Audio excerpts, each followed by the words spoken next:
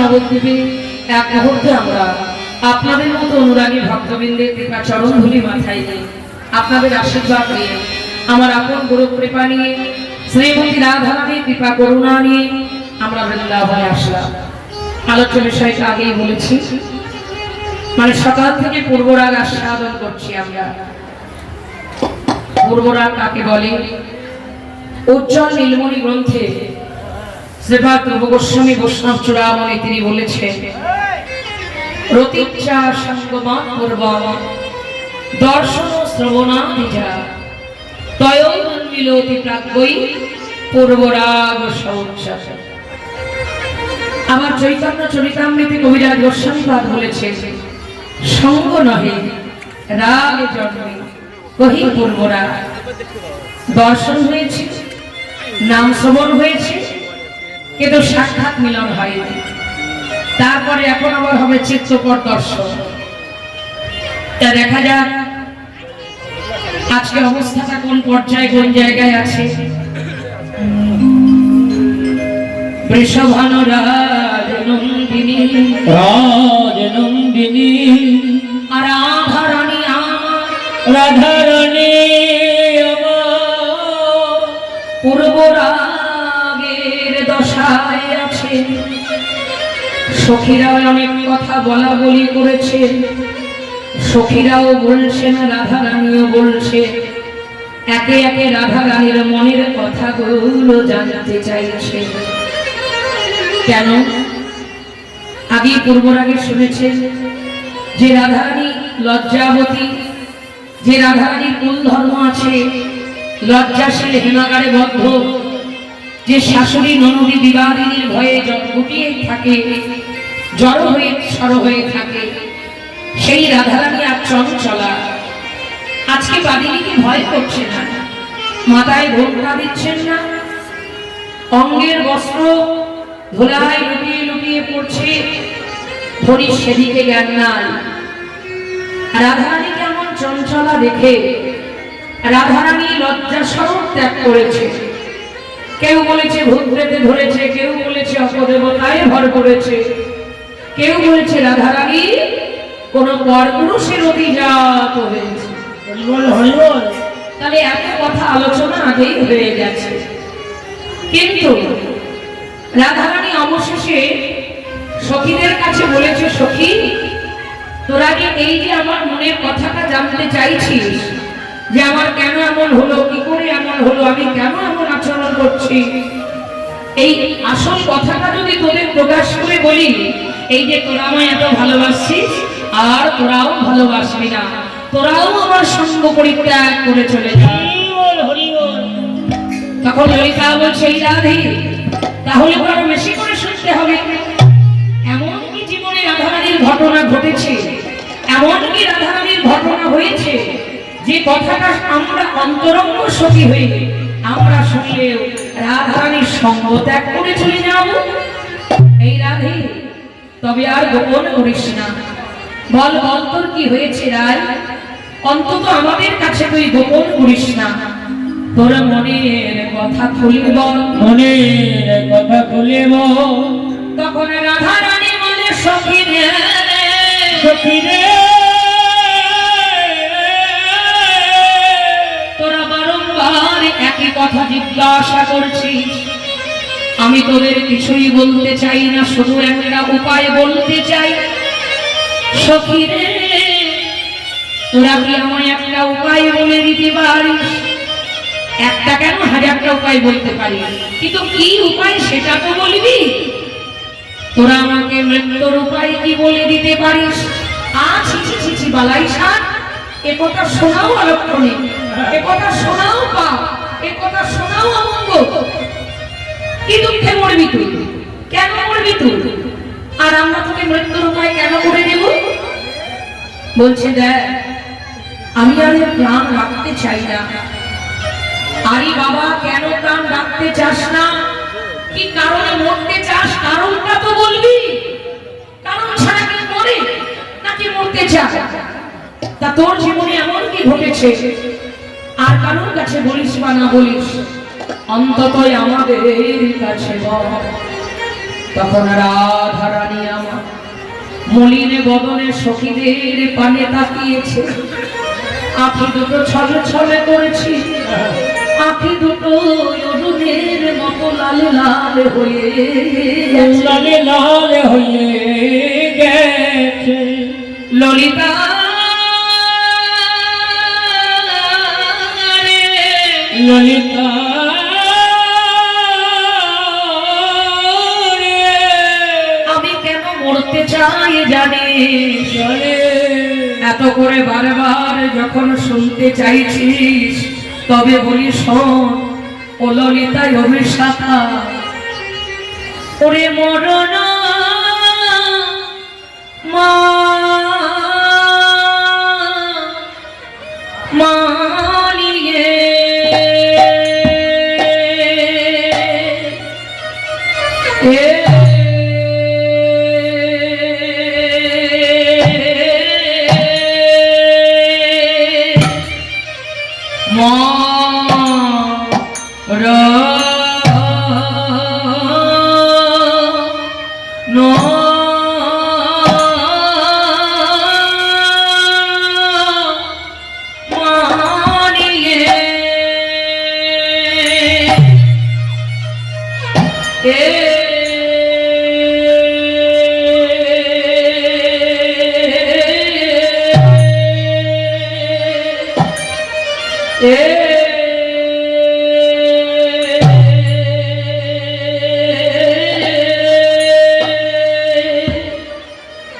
ওরে মানিয়ে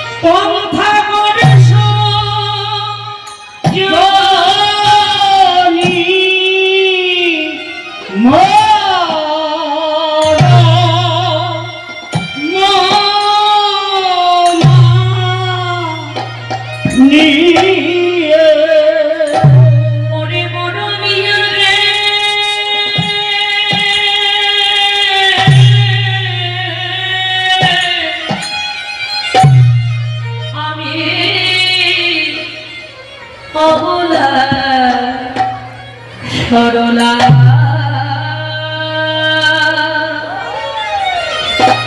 আমি কুলবতী নারী, এত ব্যথা সইতে নারী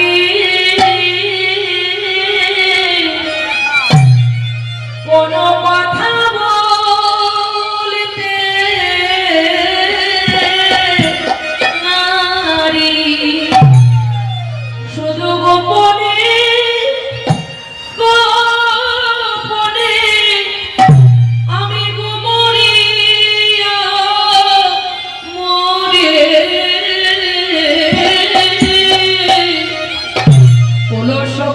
এখন মরা ভালো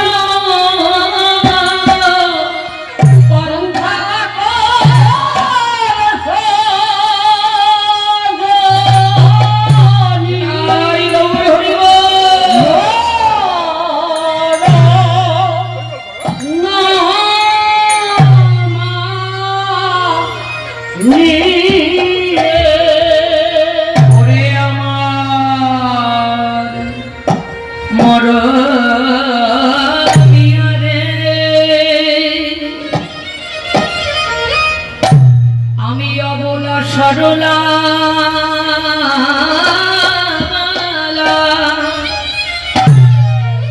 দোরারো দারুণ ব্যাধি সখীরে ত্রিভুবনে ব্যাধি নাহি কৌষধি এ জগতের লোকেরা শুনিতে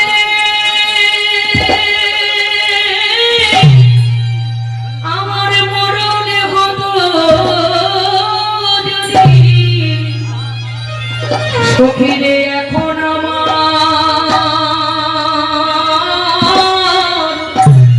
মরাই ভালো পন্থা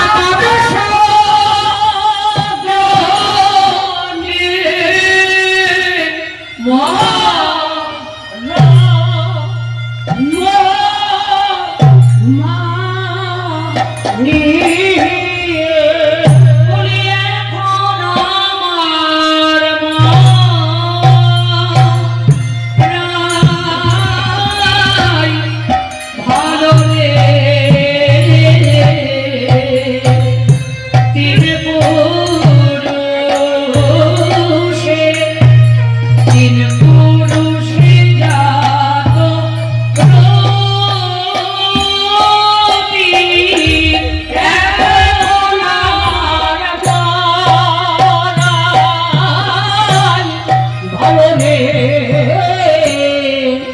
তিনি পুরুষ কিন্তু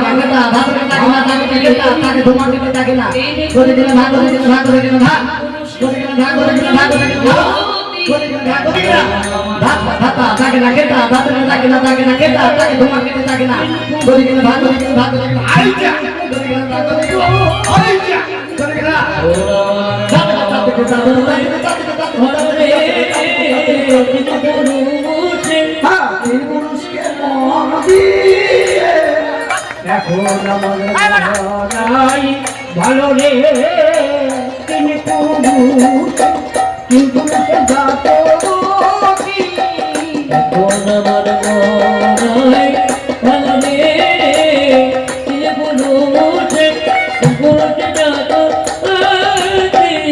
এখন আমার মরাই ভালো রে তিনি পুরুষ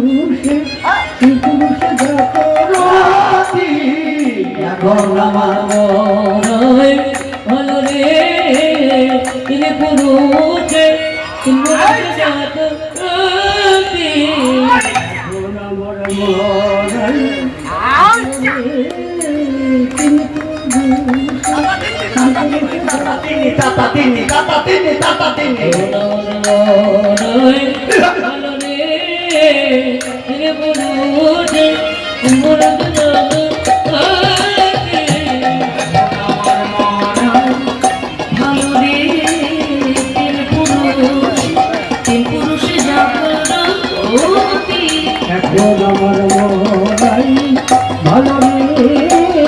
মারার বাঁচার কোনো ইচ্ছা নাই, আমি এবার সত্যিই মারা যেতে চাই। ললিতা বলছে, বলে বলে তুই কেন মারা যেতে চাস? কুলবতী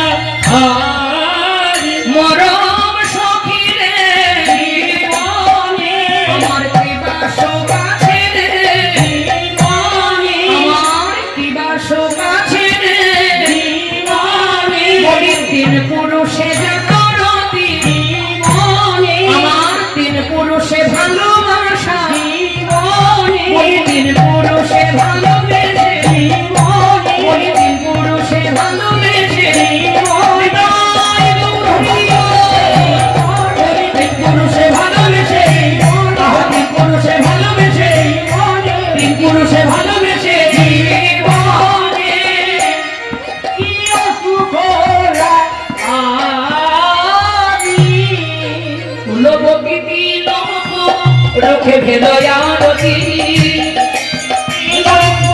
রোখে ভেলয়ারতি কুলবতী তিন পুরুষে ভেলয়ারতি কুলবতী তিন রূপে ভেলয়ারতি জীবনে গিয়ে শুকলা আগি জীবনে গিয়ে শুকলা আগি জীবনে গিয়ে শুকলা আর জীবনে গিয়ে সকলারি আমার কি বাসর কাছে রে কি বাসর কাছে রে আমার কি বাসর কাছে রে আমার কি বাসর কি আছে রে তিন পুরুষে ভালোবেসে কি বাসর কাছে রে পুরুষে ভালোবেসে কি বাসর কি আছে রে তিন পুরুষে ভালোবেসে কি বাসর কাছে রে পুরুষে ভালোবেসে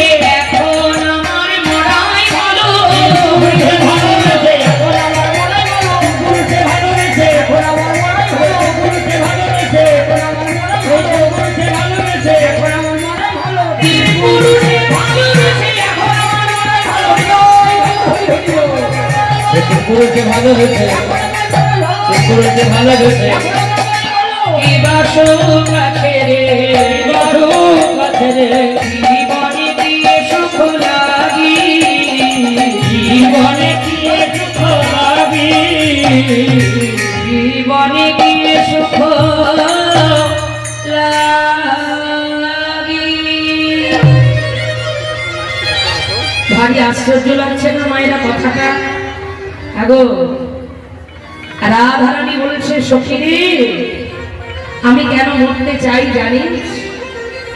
একজন কুলের কুলবধূ, একজন কুলের কুলকামিনী, যদি তিনজন পরপুরুষে ভালোবাসা হয় তাহলে বলতে পারিস এ কথা আনজনে বা আন ব্যক্তিগণ শোনে, তাহলে আমি লজ্জায় বদন দেখাবো কেমন করে?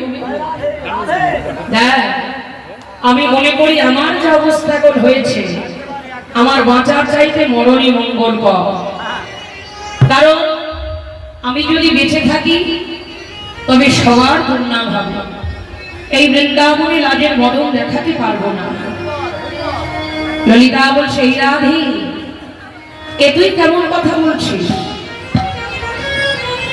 একজন কুলের কামিনী, একজন কুলের কুলবধূ, তিনজন পরপুরুষে ভালোবাসা মানেটা তো বুঝতে পারলাম না রাই।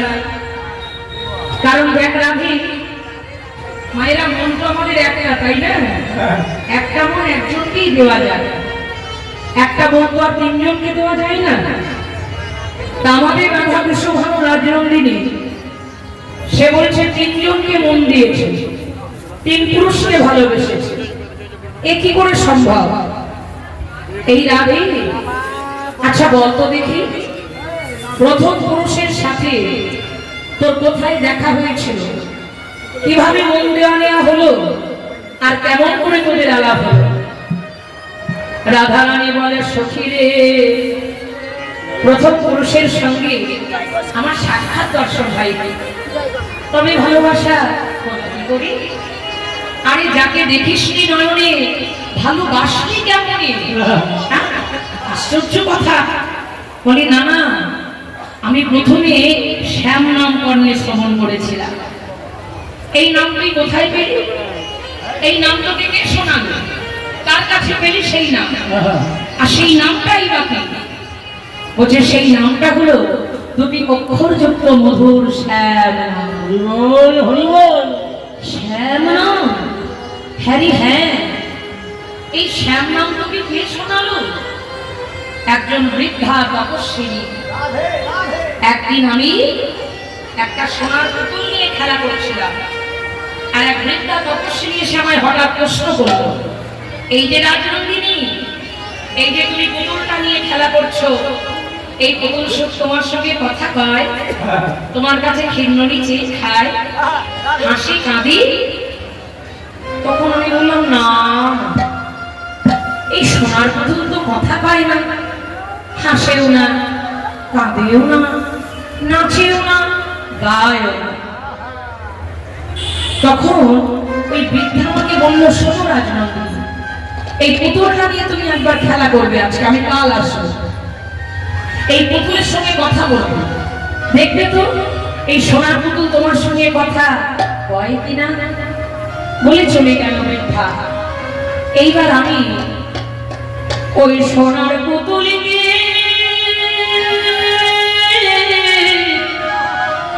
কত যত্ন করলাম, বুকে পিঠে নিয়ে আদর করলাম, আদর করলাম, কত ভালোবাসলাম। সোনার পুতুলকে বললাম, পুতুল রে, পুতুল রে, একবার আমার সঙ্গে কথা বল, আমার সঙ্গে কথা বল। কিন্তু নিষ্ঠুর পুতুল, সে তো আমার সঙ্গে কথা বললো না। নিষ্ঠুর পুতুল একটি বারের জন্য আমার কাছে নমনই চাইল না। ভারী অভিমান হলো, রাগে ক্রোধে ওই পুতুলটা আমি ছুঁড়ে ফেলে দিলাম, দিয়ে কাঁদতে লাগলাম। আর সেই বৃদ্ধা তপস্বিনী এসে বলছে, বলি, ও রাজনন্দিনী, রাজনন্দিনী তুমি কি করছো? আমি বললাম, কেন? আমি পুতুল খেলা করছিলাম। তবে কাঁদছো কেন? খেলতে খেলতে কি আবার কাঁদে নাকি? না না, ওই যে সোনার পুতুল, ও যে বড় নিষ্ঠুর পুতুল, নিষ্ঠুর পুতুল, ওই পুতুলকে কত ভালোবাসলাম, বুকে পিঠে নিয়ে আদর করলাম, আদর করলাম, আমি কতই যত্ন করে বললাম, পুতুল রে, আমার সঙ্গে কথা বল। কিন্তু নিষ্ঠুর পুতুল একটি বারের জন্য আমার সঙ্গে কথা বলল না, আমার থেকে ফিরেও চাইল না। কিন্না বলে যে খাওয়া দূরের কথা, একটি বারের জন্য আমার মুখ পানে চাইল না। তাই রাগে ক্রোধে আমি ওই পুতুলকে ছুঁড়ে ফেলে দিয়েছি। হরি হরি